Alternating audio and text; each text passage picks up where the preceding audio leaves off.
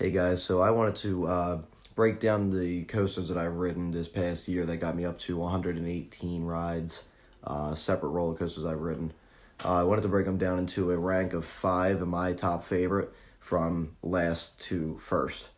So all of them have blown me away in a different sense, but these are the ones that really, took the cake. And here's why, and here's what they are. So first up would be Twisted Timbers. That's at my number 5.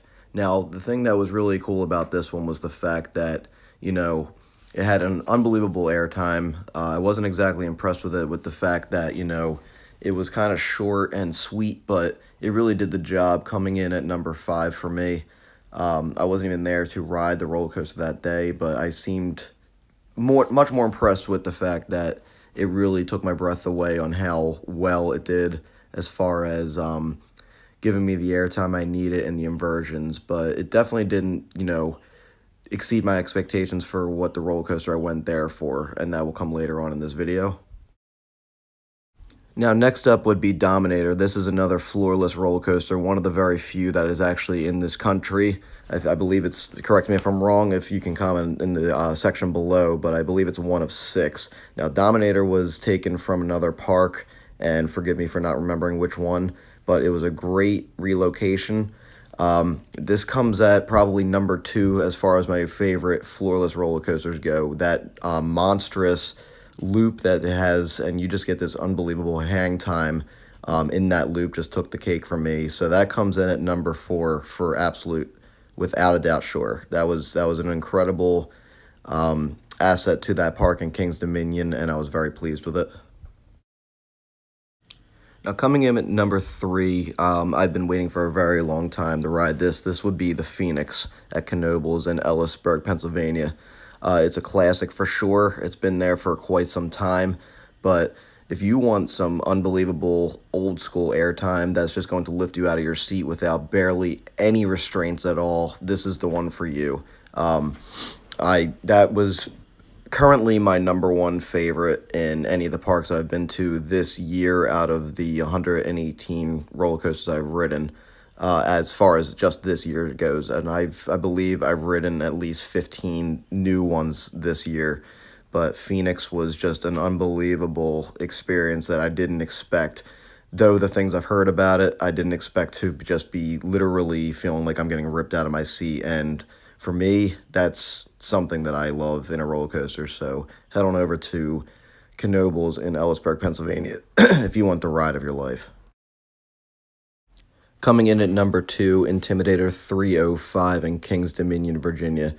Now, I drove all the way down there for 4.5 hours just to ride this monster, and it was far from disappointing. It comes in at definitely probably my number 1 Giga Coaster, which is a roller coaster over 300 feet high. That was by far the most intense experience on any roller coaster I've ever ridden to this date. After that first drop that's nearly 90 degrees from 305 feet high and going into that insane banked right turn that makes me black out every single time for a split second. I was fortunate enough to be able to ride it quite a bit more than once, and it was basically a walk-on, and I was very happy with that. I was unbelievably in the mode of just getting back on as much as I could, the front and back and middle, because I just wanted to experience from all 3 seats of the train. So this one was without a doubt taking the cake at number 2, but it just did not quite get to the number 1, and you're about to find this out. If you guessed my number 1 of this year, and actually my number 1 roller coaster as Steel Vengeance at Cedar Point, you are not wrong. You are 100% right. And this has been seemingly climbing on the top charts of everybody who is a roller coaster enthusiast as number 1 roller coaster that they've ever been on. I drove all the way out here previously in the past couple months just to ride this, 8.5 hours away. Now, Steel Vengeance is the only hyper hybrid roller coaster in the entire world. It is over 200 feet high. No, it is not as tall as most roller coasters I've been on that has just blown my mind, but this took the cake for many reasons.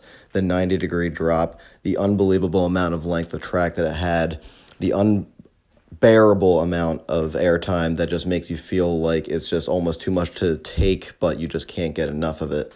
This thing was just an unbelievable ride and everything that I've ever hoped for in a roller coaster, and I never thought I'd ever even say that, but this is actually currently the only perfect roller coaster I've ever ridden in my entire life. And I think a lot of you could probably say the same if you are a roller coaster enthusiast like myself. This thing was just butter smooth. Like I said, the airtime was just ungodly.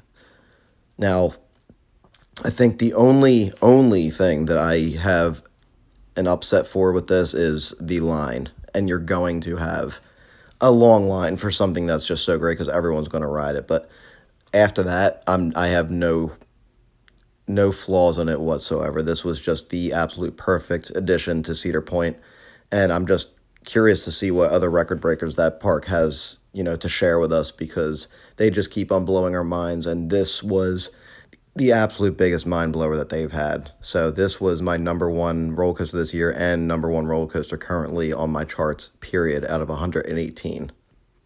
So that would conclude the top 5 roller coasters that I've ridden this year that have gotten me to 118 from 5th to 1st. Hope you liked this video. If you did, leave a like.